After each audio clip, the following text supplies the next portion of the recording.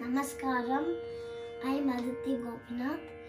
Today I am going to sing a Kirtana in the Ragam of Isha Manohari set to Rupakatalam.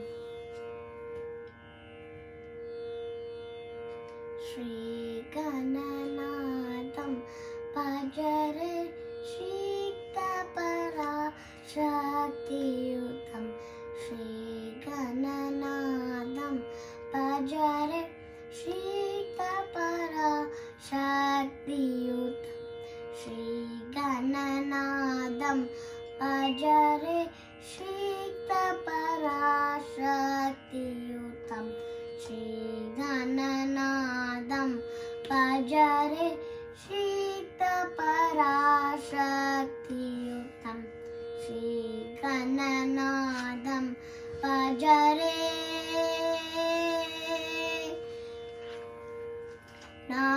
Nagayagna Sutradharo Nagayagna Sutradharo Nagayagna Sutradharo Nadalaya Nandakalam Shri Gananadam Bajare Shiktapara Shaktiyutam Shri Gananadam Bajare